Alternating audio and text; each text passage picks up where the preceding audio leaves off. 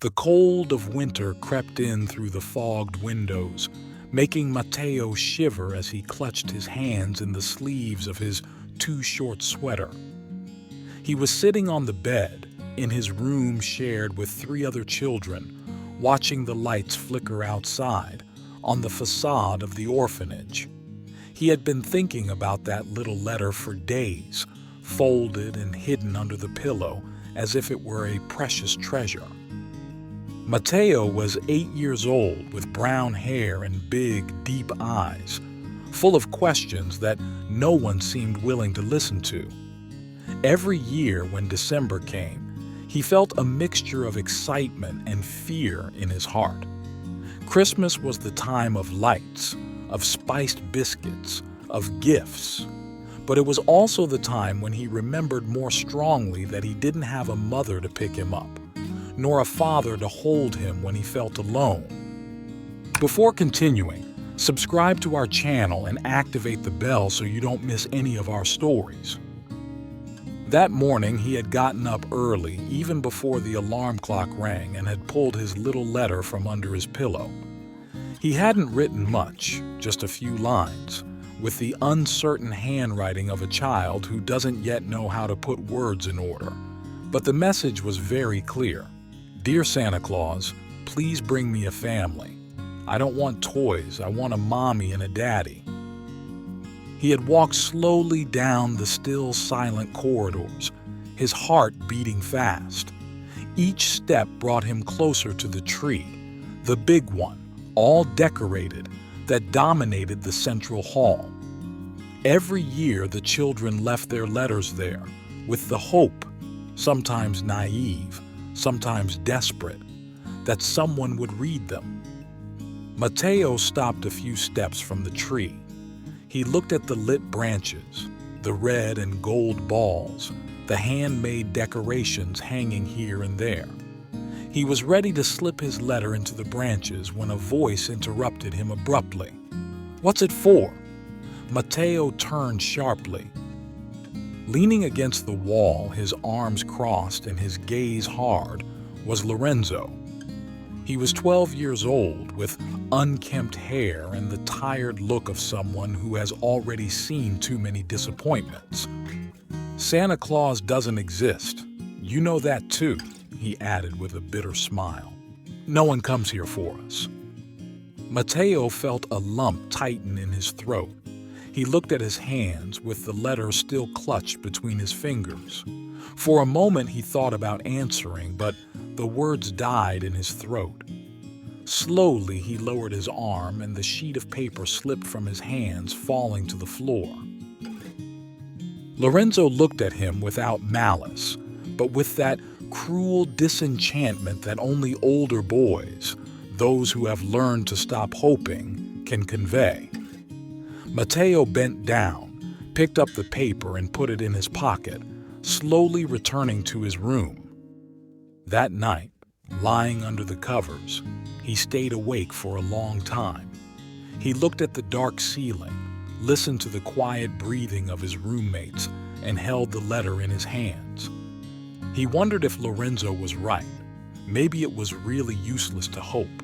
Maybe dreams were just stories for naive children.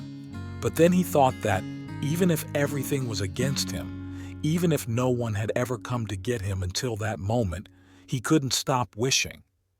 With a sigh, he closed his eyes and whispered in the darkness, "If you really are there, Santa Claus, please find me a home." While Matteo was falling asleep on the other side of the city, 2 people were holding hands.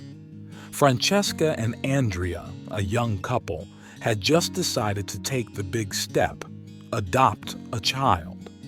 After months of reflection, fears, questions, they finally looked into each other's eyes and understood that they were ready. It didn't matter that the child didn't have the same blood as them. What mattered was the love they wanted to give him. "We're going tomorrow. I'm excited," Francesca said with an uncertain smile, but full of determination. The next day, the orphanage was in a frenetic atmosphere. The children knew that families would be arriving, and each one hoped in his heart to be noticed, chosen, taken away. Some dressed neatly, combed their hair carefully. Others tried to be nice, to attract attention. Mateo, on the other hand, wandered through the corridors with his letter still in his pocket, looking at his friends and thinking that perhaps that year he would not be different from the others. It was then that he saw Francesca and Andrea.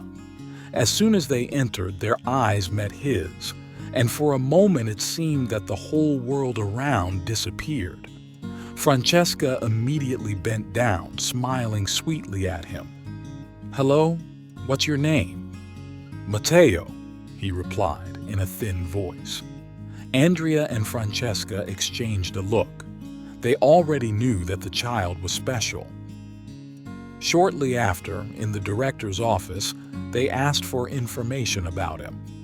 "He's a sweet child, but he's had a lot of disappointments," the woman explained.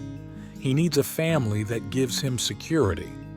For Francesca and Andrea, there was no need for further explanations. They signed the first documents and prepared for the adoption process. When they returned outside, they found Mateo sitting on a bench, his eyes dazed. Andrea approached and crouched down next to him. "We have a question for you," he said with a warm smile. "Would you like to come live with us?" Mateo looked up, incredulous. "Really?" "Really," Francesca confirmed, holding out her hand. The child threw himself into their arms, crying with joy. He finally felt the warmth he had always wanted. From the corner of the corridor, Lorenzo watched the scene. He felt no anger, only deep sadness. But when Mateo saw him, he ran to him. "I promise you that one day you too will find your family," he said, squeezing his hand. Lorenzo lowered his gaze, but for the first time in a long time, he felt a spark of hope arise inside him. That afternoon, while the children sang Christmas carols and unwrapped little gifts, Mateo packed his suitcase. He couldn't stop smiling. He would finally have a home. He would finally have a mom and dad. When he arrived at his new home, his heart was pounding. Francesca and Andrea entered the house and left Mateo outside the door for a moment. A few minutes later, the door opened and he saw them, hand in hand to welcome him, with hats and trumpets to celebrate him. But they were not alone. Next to them was a Labrador puppy with a red bow around its neck. Andrea handed him the leash and said, smiling, "Every child should have a best friend." Mateo knelt down, hugging the puppy, tears running down his face uncontrollably. All his hopes and prayers had been rewarded. Finally, he had a family who wanted him and a furry brother who would never betray him. Did you like this story? Leave a comment below. Thanks for watching the video till the end, and see you next story.